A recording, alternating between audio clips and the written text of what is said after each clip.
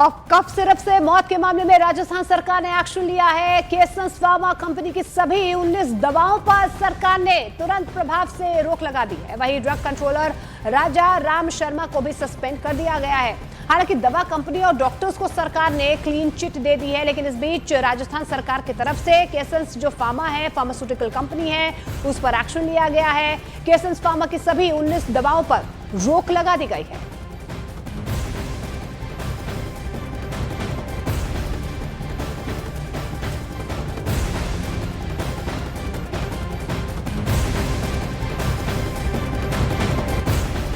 तो राजस्थान से लेकर मध्य प्रदेश तक एक कफ सिरप सवालों के घेरे में है।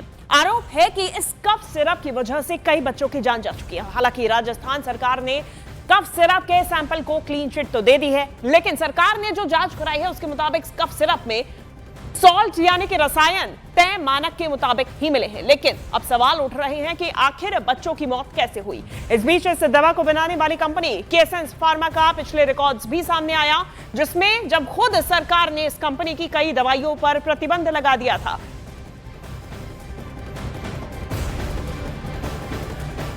आपको बता दें कि राजस्थान और मध्य प्रदेश में संदिग्ध कफ सिरप से अब तक 12 बच्चों की मौत हो चुकी है।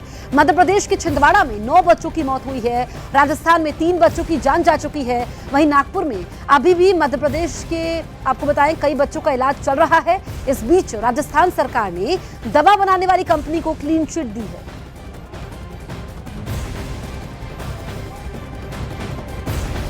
जो दवाइयाँ जो जिन माताओं ने अपने बच्चों को दी है वो हमारे सरकारी अस्पताल के ना तो प्रिस्क्रिप्शन से थी ना उनके रिकमेंडेशन थी। अब कोई भी माँ या कोई भी माँ बाप या कोई भी पेरेंट्स कहीं से दवाई लेके कोई अनप्रिस्क्राइब जाके दे दे और उससे ऐसा हादसा हो जाए, इसमें डिपार्टमेंट का कोई रोल नहीं है। इसके अंदर ये हमारे डिपार्टमेंट के दायरे से बाहर है।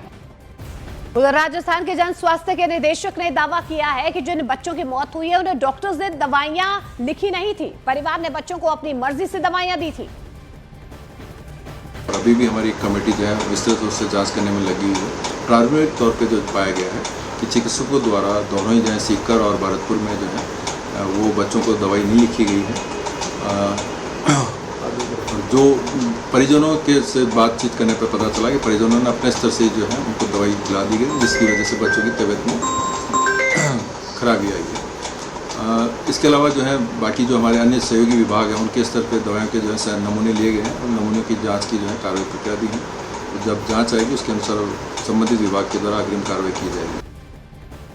तो राजस्थान के स्वास्थ्य मंत्रालय ने भले ही दवा कंपनी को क्लीन चिट दे दी हो, लेकिन अब सवाल यहां पर यह है कि सबसे पहले देखिए, समझिए कि ये सवाल क्यों उठ रहे हैं और क्या क्या सवाल है।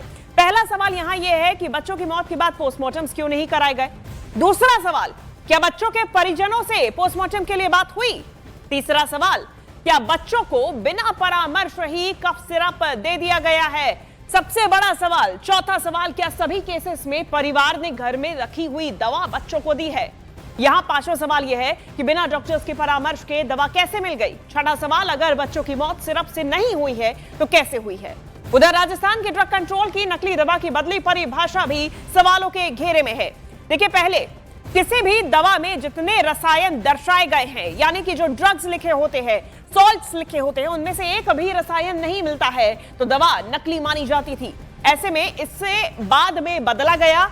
अब यदि दवा में एक रसायन को छोड़कर बाकी रसायन अनुपात में हैं और निर्माता इस बात को स्वीकार करता है तो दवा असली मानी जाएगी।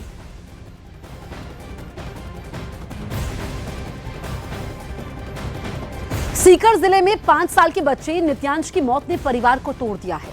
उधर जिस अस्पताल में उस बच्चे का इलाज हुआ था, उस अस्पताल के डॉक्टर ने कहा कि डॉक्टरों ने बच्चे को ना कफ सिरप लिखी थी, ना ही अस्पताल से कोई यहां पर दवाई दी गई थी। उन्होंने माना कि जिस दवा पर सवाल खड़े हुए वो दवा अस्पताल से मरीजों को दी जा रही है। डॉक्टर अजय हमारे साथ में। डॉक्टर अजय, आप बताएं कि जिस बच्चे की नित्यांश की मौत हुई, 5 साल के बच्चे की, कि यहाँ कब दिखाने के लिए आया और वो जो कफ सिरप है क्या आपने लिख कर दी थी यहाँ पर। सर देखिए, वो इस अस्पताल में लास्ट टाइम जो उनकी पर्ची कटी थी वो 7 जुलाई की है। डॉक्टर हमारे सीनियर डॉक्टर महेश कुमार जी जो यहाँ सीनियर मेडिकल ऑफिसर है, उन्होंने बच्चे को देखा था, लेकिन वो सिर्फ डेक्स्ट्रोमेथोर्पन प्रिस्क्राइब नहीं करी। और उनके पास में जो मतलब पेशेंट के जो मम्मी पापा है, उन्होंने जो दिखाई है वो हमें सिरप, उसका बेच नंबर झुंझुनू के बेच नंबर से मैच नहीं करता है। फिर क्योंकि दवा तो सरकारी अस्पताल में मिलती है, फिर कहाँ से आ गई होगी? सर इस चीज़ के बारे में तो जांच चल रही है, हमारे अधिकारी भी आए हैं आगे से, लेकिन हम ये कह सकते हैं कि यहाँ से दवाई वितरित उनको नहीं की गई है।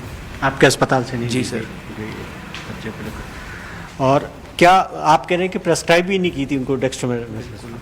बिल्कुल नहीं की थी उसको लेकर।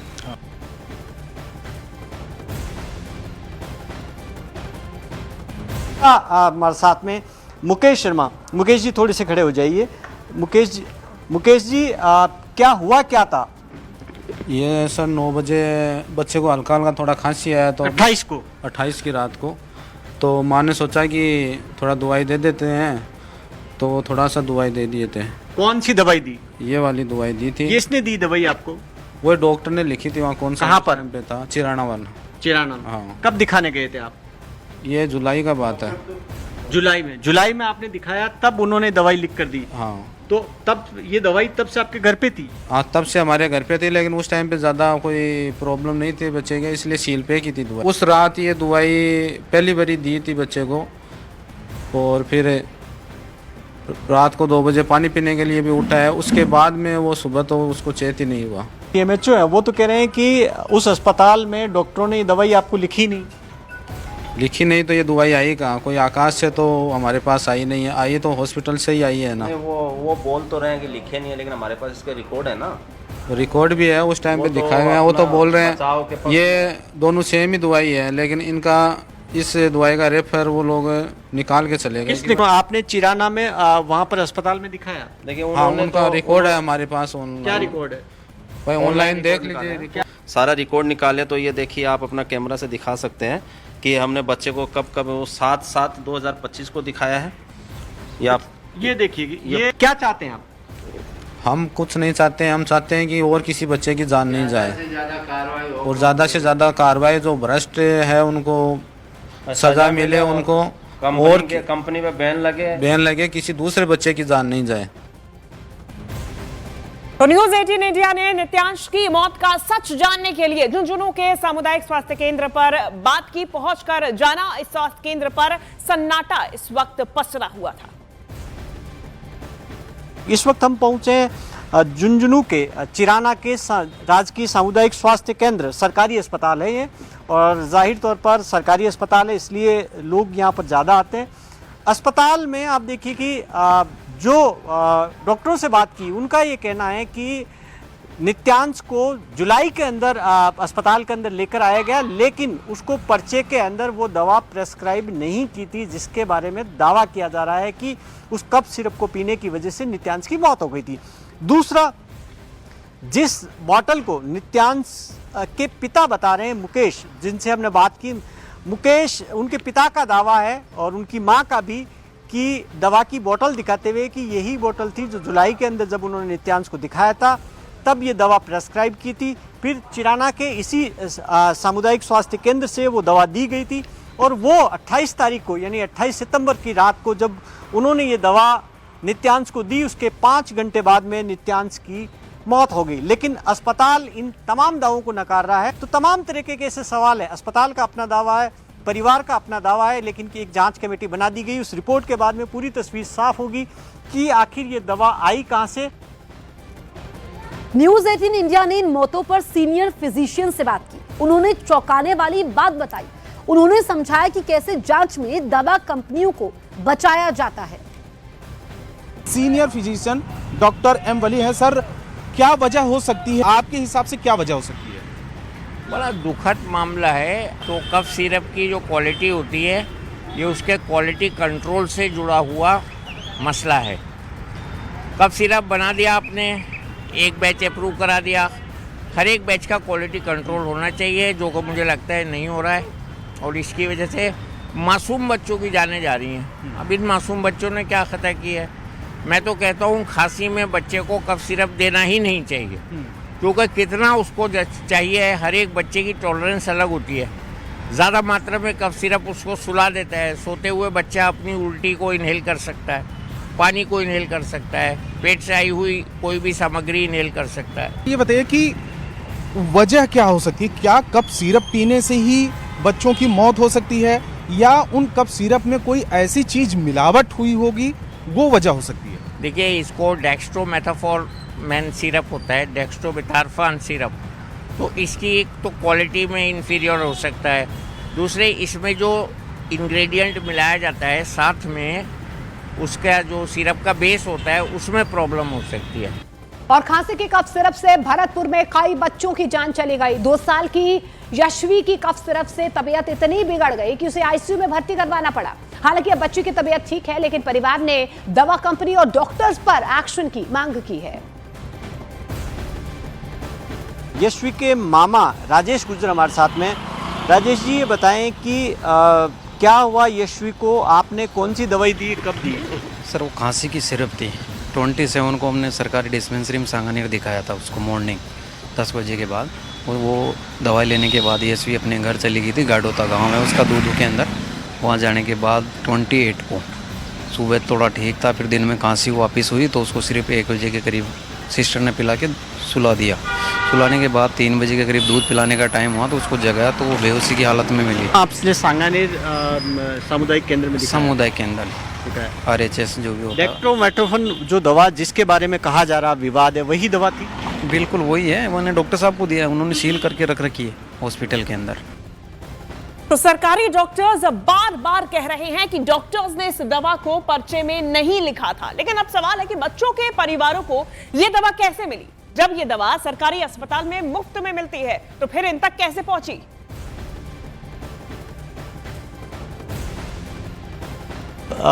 एक तो ये आपके पास लेकर आए तब क्या स्थिति थी बच्ची की? देखिए, जब बच्ची आई थी बेहोश थी, बिल्कुल हिल भी नहीं रही थी, सांस भी नहीं ले रही थी। तो फिर हमने घर वालों से पूछा कि कोई बच्चे ने कुछ ऐसी चीज़ खाई है जिसकी वजह से कोई रिएक्शन हुआ हो। तो उन्होंने बताया कि बच्ची सुबह तो हंस खेल रही थी, दिन में खांसी जुकाम था तो दवा लेके आए थे चिकित्सालय से, और वही दे के बच्ची को सुलाया था, और सोने के बाद बच्ची उठी ही नहीं। तो कौन सी दवा ली थी? उनके हिसाब से जो उन्होंने हमें बाद में लाके दवा दिखाई और पर्चा दिखाया, उसमें डेक्स्ट्रोमेथोर्फेन खांसी की दवा थी जो उन्होंने दी थी। उसके बाद बच्चा नहीं उठा था। पर्चे में लिखी हुई थी ये दवाई?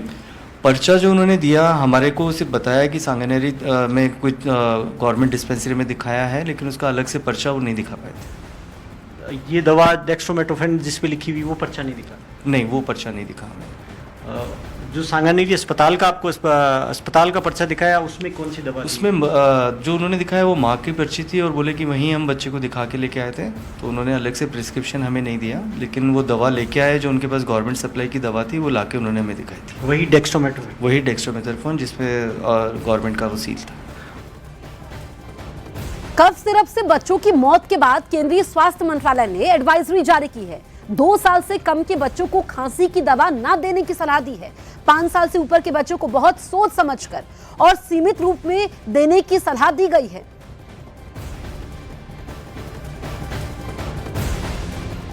तो कफ सिरप से बच्चों की मौत के बाद केंद्रीय स्वास्थ्य मंत्रालय ने एडवाइजरी जारी कर दी है, और इस एडवाइजरी में कहा गया है कि 2 साल से कम के बच्चों को खांसी की दवा न दी जाए। इसके अलावा जो 5 साल से बच्चों ऊपर के बच्चे होते हैं उन्हें बहुत सोच समझकर और सीमित रूप में ही ये कफ सिरप देने की सलाह दी गई है, क्योंकि जिस तरीके से कफ सिरप पर बवाल मचा हुआ है, बच्चों की मौत पर सवाल है।